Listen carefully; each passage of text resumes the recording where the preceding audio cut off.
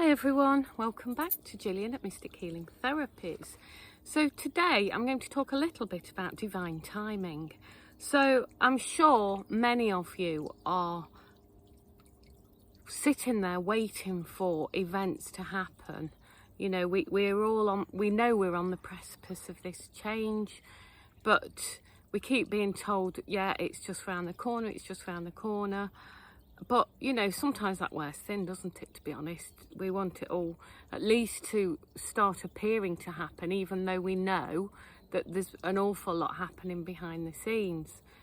So I just thought I'd share a little story with you. A friend of mine has been wanting me to do a past life regression with her for a long time. And it's just never felt the right time. You know, we've spent quite a lot of time together, and had plenty of opportunities, but it's just never been the right time. Somehow it's not felt the right time. But then the other day, this weekend gone, I felt inspired to say, come on, let's get on. We've been putting this off for 4 months or so. Let's do the past life regression. And during that, it became apparent that the reason we'd put it off is because she needed to have experienced a sequence of events prior to that, in order to get the healing and be freed from the past life, the past lives that she saw. So just a word of caution, really, if you are digging around into your past lives. There's a reason why many of us aren't aware of our past lives, is because it's very tempting to get stuck on the details and get a bit obsessed with who you were and all of that, and that really doesn't serve much of a purpose other than to distract you from your current mission. But I've been noticing, and I've been working quite a bit, that recently that at the moment, it's for some people, they need to have an understanding of the past lives in order to heal a current event. You know, we're stepping into this karma neutral period where we need to have let go of everything, of all our lifetimes, ready to be, if you like, pure, ready to step into the 5D. So that has been coming up for a lot of people. But I would just say, you know, wanting to delve round for the sake of delving round, I wouldn't recommend at all. But anyway, this story with my friend, it became really apparent to me that the reason we'd put it off is because she needed to have experienced a sequence of events in this life in order for her to be open to the healing and see clearly how it all fit into our previous lives.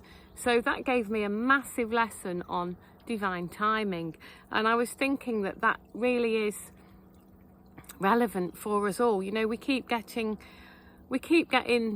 a carrot put in front of us. Oh, it's going to happen now, it's going to happen now, it's going to happen now. I know that there's a lot lining up astrologically that gives a lot of potentials coming up, but it still doesn't mean it's going to happen now. And that's been quite a lot of downfalls for some of the truthers when they are forecasting that this will be happening and that will be happening, and it never comes around. But I think that it doesn't matter how good you are and what an oracle you are, the creator will always put events forward when it's the right time from a divine perspective. And that's something that I'm absolutely being engaged with at the moment in terms of everything. I think that's my lesson at the moment, just to trust in divine timing. Everything's about divine timing, and we've just got to trust that. And I think that's where this idea of having faith comes in, not having blind faith in some doctrine or other that has been forced on us by a middleman, but I think it's about having inner faith in ourselves to start with, but also inner faith with God and divine timing. You know, in my garden I grow vegetables and fruit, and if you try to harvest it before it's ripe, the fruit's bitter.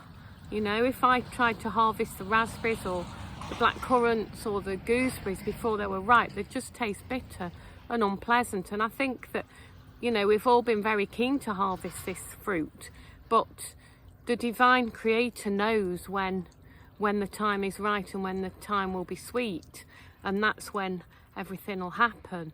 So just keep the faith, really. That's That's what I'd like to say. Just keep the faith. You know, we know we're almost there, but the thing is, when you are looking at life in terms of eternity, so, you know, most of you watching these videos are really old souls, and you've cycled around the sun plenty of times in plenty of different incarnations, I would guess. Well, to say we're nearly there, we might nearly be there, but time doesn't exist as we know it, and our perceptions of it feel like it's dragging out. But from a eternal point of view, a lifetime can be a blink of an eye. So I think that sometimes, you know, when we get messages from the higher side of life, our spirit teams, they aren't encased in a human body. So if they've never been encased in a human body, they're not going to actually quite be able to understand what it feels like to be here in the earth, seeing all what we're seeing, and you know, having the faith. So that's a test for us all, isn't it? Just on sort of like the current events type of situation, you know, they are pushing another agenda, aren't they? We know that. But I think that this is a test. It's a test for us all. So some of us never fell for it the first time, and we certainly aren't going to fall for it the second time. Some people fell for it the first time, and they've got another chance, if you like, to stand against it and step into the truth and the power and the sovereignty. So it's second chance for a lot of people to say no. But what I would say for all of us, you know, right from the start, I've been really, really vocal about my views.